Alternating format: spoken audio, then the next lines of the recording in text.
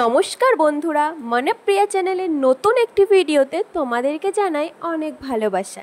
এখন বাজে রাত 3টে আর এখন আমরা রেডি হয়ে গেছি। এখন আমরা যাচ্ছি বনগাঁতে ঠাকুর দেখতে।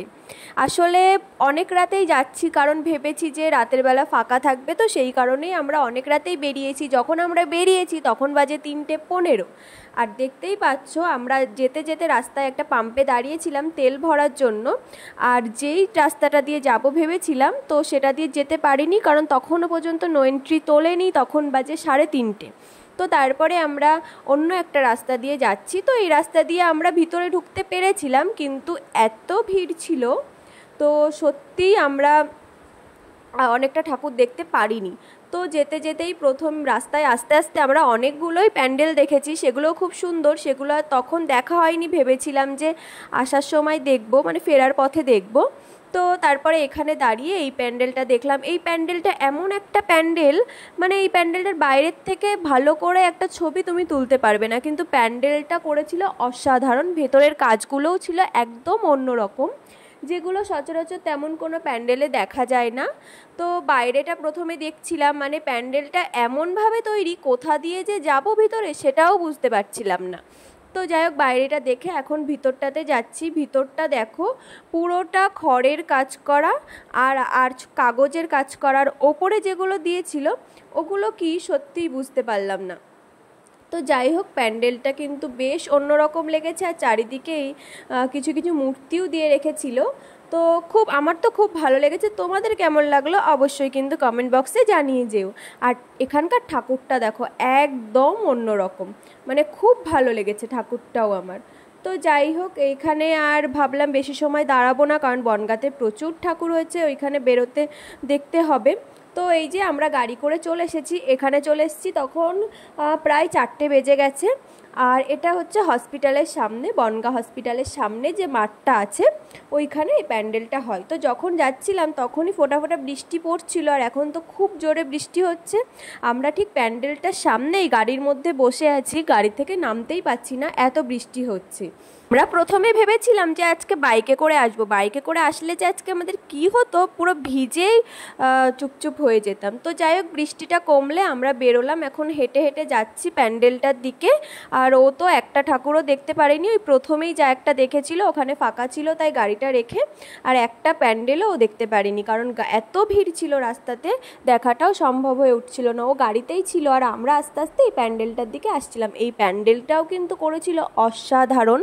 যারা যারা সামনের থেকে এই প্যান্ডেলটা দেখেছো তারা তারা তো বুঝতেই পারবে যে এই প্যান্ডেলটা ঠিক কতটা সুন্দর হয়েছিল। তো আমার তো খুব পছন্দ হয়েছে। তো তারপরেই আমরা প্যান্ডেলের ভিতরটাই যাচ্ছিলাম, আর তার আগে হয়েছিল বৃষ্টি, এত কাদা ছিল ঠিকঠাকভাবে হাঁটতে পারছিলাম না। তো যাই হোক, আস্তে আস্তে প্যান্ডেলের ভিতরে এখন ঢুকছি। এখানকার ঠাকুরটাও কিন্তু খুব সুন্দর করেছিল, আর প্যান্ডেলের ভিতরটা দেখো দারুণ, মানে সিলিংয়ের কাজটা যে এত সুন্দর এত সুন্দর, মানে ধারণার বাইরে। আর সাইডের কাজগুলোও দেখো কত সুন্দর, মানে খুব সুন্দর করেছিল প্যান্ডেলটা। আর পুরো প্যান্ডেলটার বাইরের থেকেও যেমন সুন্দর, ভিতর থেকেও কিন্তু ঠিক ততটাই সুন্দর করেছিল এই প্যান্ডেলটা। আর ঠাকুরটাও বেশ ভালো ছিল।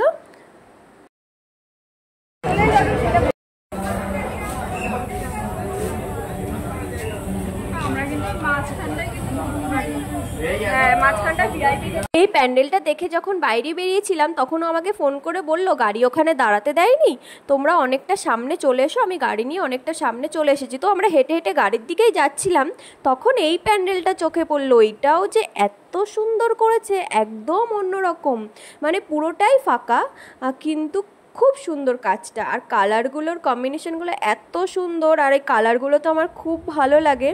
আমার তো দারুণ লেগেছে প্যান্ডেলটা।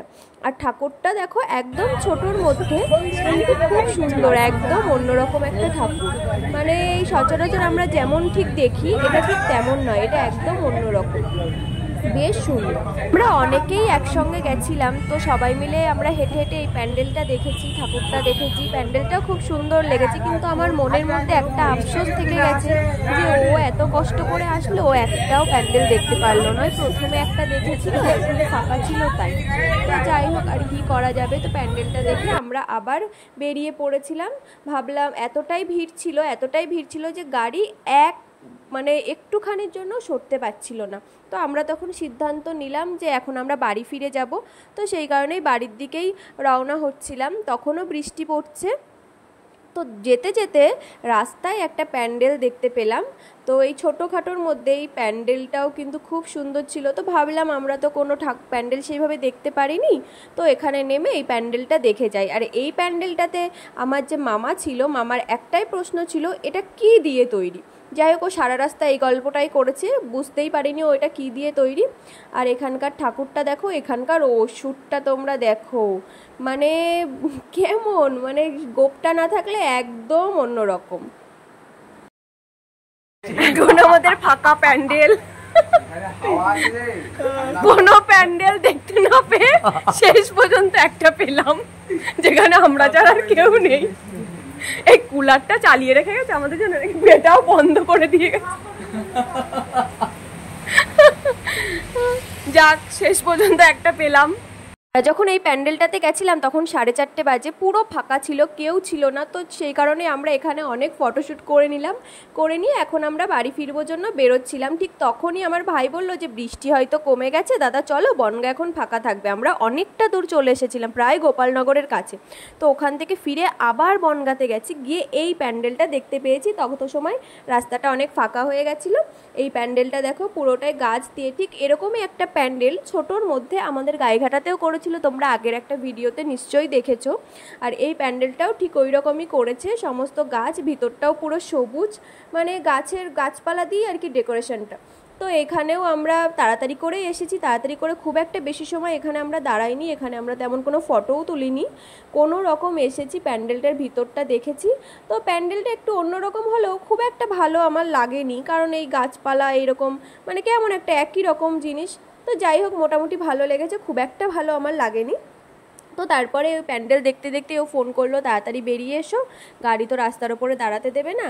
তো আমরা তারপরে তাড়াতাড়ি করে তখন বেরিয়ে লাস্ট যে প্যান্ডেলটা দেখেছিলাম সেটার উদ্দেশ্যে গেলাম। তো এই প্যান্ডেলটা আমরা গাড়িটা অনেকটা দূর রেখে হেঁটে হেঁটে এসেছিলাম, ও আসতে পারিনি। আমরা যখন আসছিলাম তখনই কিন্তু আবার বৃষ্টি শুরু হয়েছিল। তো যাই হোক, তাড়াতাড়ি করে প্যান্ডেলের মধ্যে চলে এলাম। এই প্যান্ডেলটাও খুব সুন্দর করেছিল, প্যান্ডেলের ভেতরটা আমার দারুণ লেগেছে এই প্যান্ডেলে। তো যাই হোক, তাড়াতাড়ি করে প্যান্ডেলটার ভিতরটায় আমরা আসলাম। তো সময় কিন্তু বেশ ভালো জোরে এই বৃষ্টি শুরু হয়ে গেছিলো। ছিলাম যে বৃষ্টিটা জোরে আসলেও প্যান্ডেলের মধ্যে থেকে যাব, কিন্তু প্যান্ডেলের বাইরেটা এমনভাবে করেছে সারা প্যান্ডেল দিয়ে জল পড়ছে, আমরা তো প্রায় ভিজেই গেছিলাম প্যান্ডেলের মধ্যে। এইবার বনগাঁতে ঠাকুর দেখতে যাওয়া কিন্তু একটা অন্যরকম অভিজ্ঞতা, যেটা আমার সারা জীবন মনে থাকবে। শুধু আমার নয়, আমরা যারা একসঙ্গে গেছিলাম প্রত্যেকেরই সারা জীবন এই ঘটনাটা মনে থাকবে।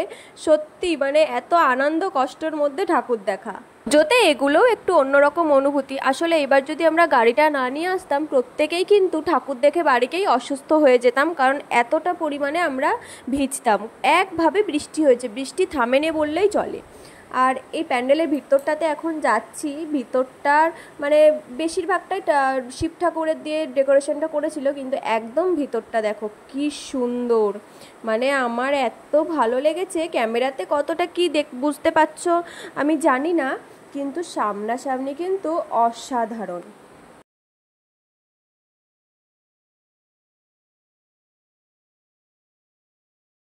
রাত জেগে প্রতিটা দিন ঠাকুর দেখছি, আমার মুখের অবস্থা দেখেই বুঝতে পারছো, মানে খুবই খারাপ অবস্থা। আর সেই মুহূর্তে বাইরে খুব বৃষ্টি হচ্ছিল, আমরা ভিতরটা এইভাবে দাঁড়িয়েছিলাম। তো যাই হোক, ওকে গাড়ি নিয়ে আসতে বলে তাড়াতাড়ি করে প্যান্ডেলের সামনে থেকে গাড়িতে উঠে কোনো রকম পালিয়েছি। আর রাস্তায় ওই প্যান্ডেলটাও খুব সুন্দর হয়েছিল, যেটা আমরা দেখতে পারিনি। তো আমরা যখন বেরিয়ে গেছিলাম তখন ভোর হয়ে গেছিলো। তো ভিডিওটা আজকে এখানেই শেষ করছি। ভিডিওটা তোমাদের কেমন লাগলো অবশ্যই জানিও, আর ভালো লাগলে কিন্তু আমার চ্যানেলটিকে সাবস্ক্রাইব করে দিও। দেখা হচ্ছে পরের একটি ভিডিও।